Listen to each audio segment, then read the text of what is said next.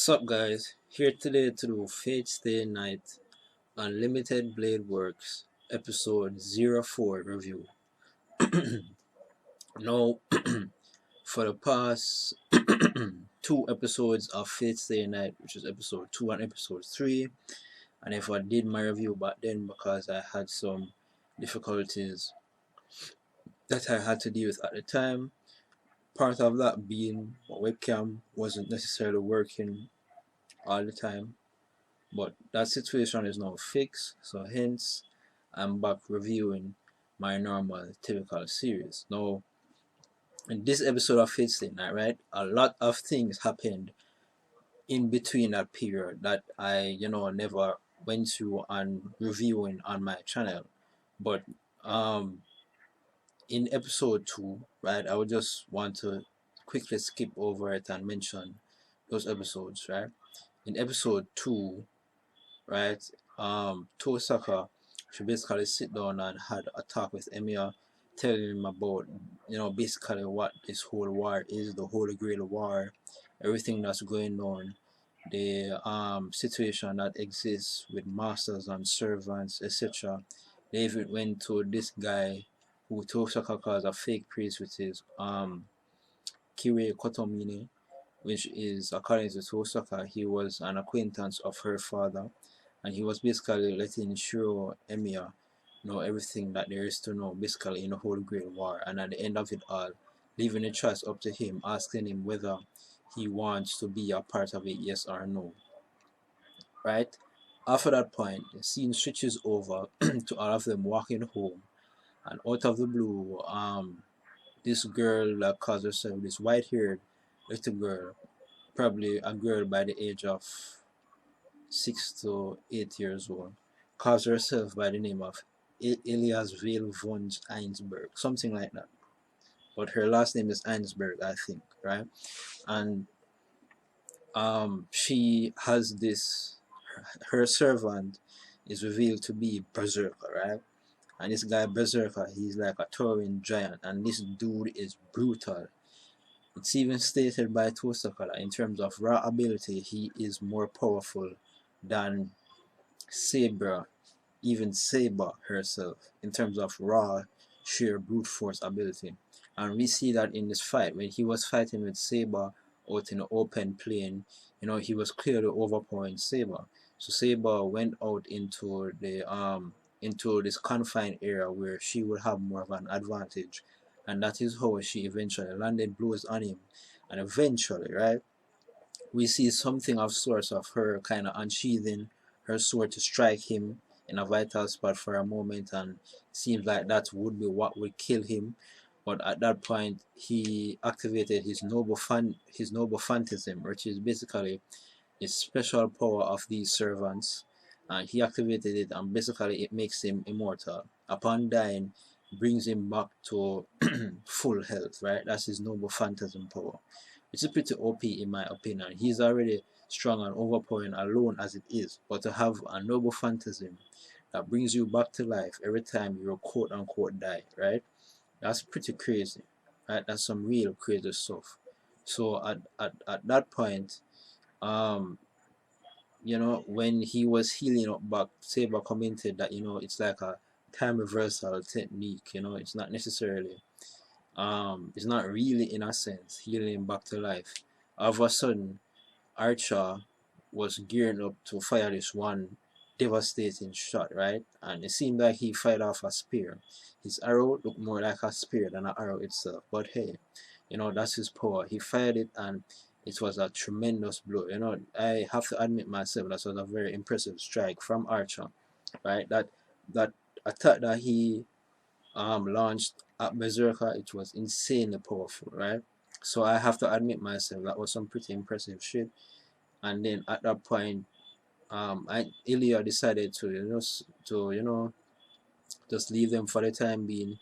She had fun. She just wanted to leave it at that, leave it as a draw of sorts, right? So that at that point they will know that she's out there, and that if they ever hope to win, they will have to know or try to devise some means of defeating that guy Berserker, whoever he is, because it's not revealed at this point either. So After that point, Emi at that point collapsed. He had to be healed up. Like he collapsed because he got injured.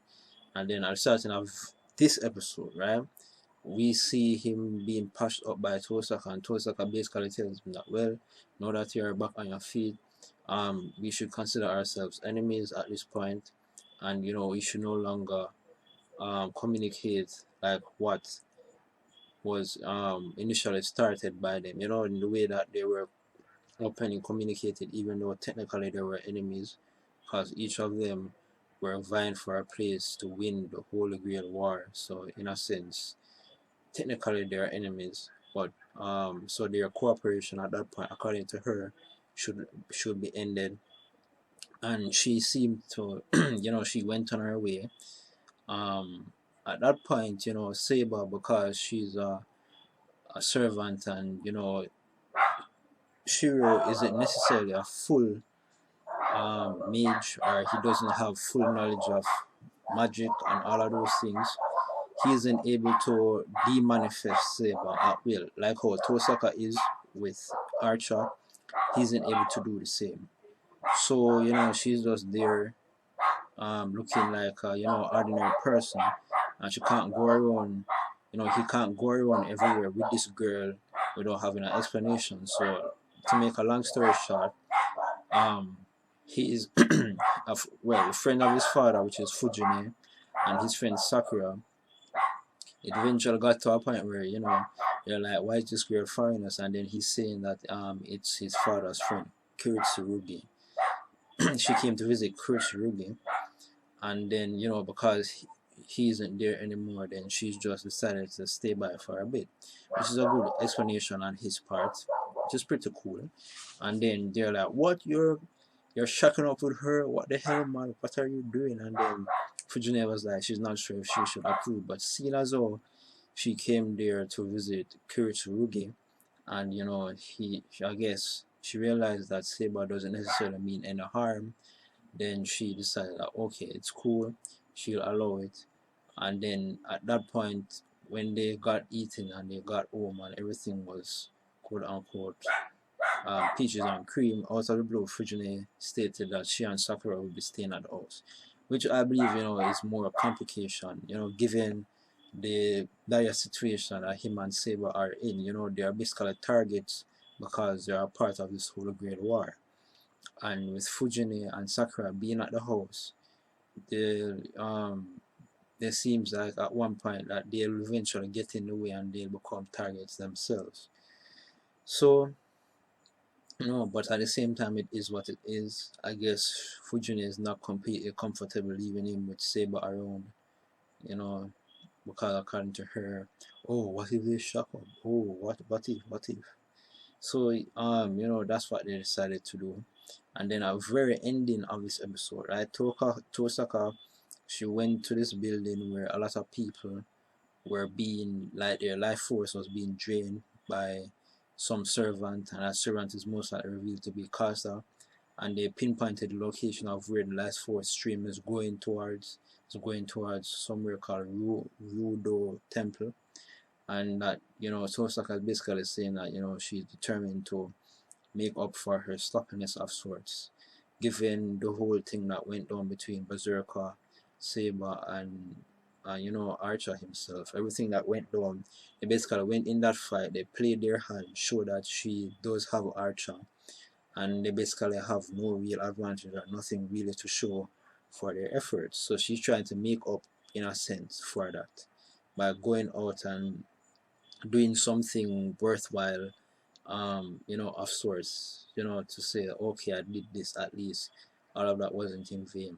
And she basically says that, what if, so Archer asks her, like, what if Emiya does come around again and decides to talk to you in the normal way that he would normally do, and she says, alright, that she's going to kill him, right? That's what she says. So we know that her head is quote unquote in the right place. Like, she knows that this is a Holy Grail War, and that you aren't supposed to cooperate or communicate with other enemies in this way. So she knows the right things to say. she knows what needs to be done. But personally, I believe she's only saying that. There's no way in hell that she's going to kill Emir after she went through all that trouble of saving him multiple times, right?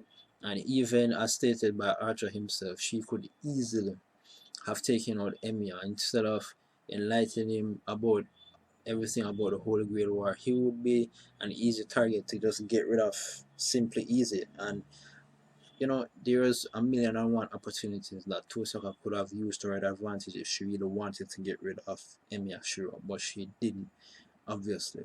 So at this point, um, she says that she will kill him the next time he tries to come and talk to her normally. But I believe that she's just bluffing. But who knows? Let us see what happens. But so far, I've been liking the way how everything is going down, the whole confrontations, things are getting very exciting. I'm definitely waiting to see what the other masters out there are, what they look like. I want to see everything that's going on. And the fight scenes, oh, they're crazy good, right? I love them very much. They're crazy. They're perfect. The fight scenes are awesome. The animation is, in my opinion, perfect. Definitely the best animation that I've watched for anime for quite some time, in at least a year or more than that, right? This animation is definitely better than a lot of animes that I've been watching recently, and I thought that those animation was pretty good, but this is insane to a whole nother level. Everything about this series is just grand and monumentous and impressive. So as I said, that's it. I love this episode. I give it an amazing, because this episode was very monumental in a lot of reasons. We saw a lot of developments. Saber being introduced into Shirou's world, Tohsaka going out on her way to try to, they've pinpointed the caster user, and then they're now going to try to take her down. Tohsaka saying that next time Shirou shows up, she's going to end it, she's going to kill him. A lot of stuff have been going on. Overall, as I said, this is an amazing episode of Fate Stay Night. So that's it. That's my review. Remember to rate, comment, subscribe. Sayonara.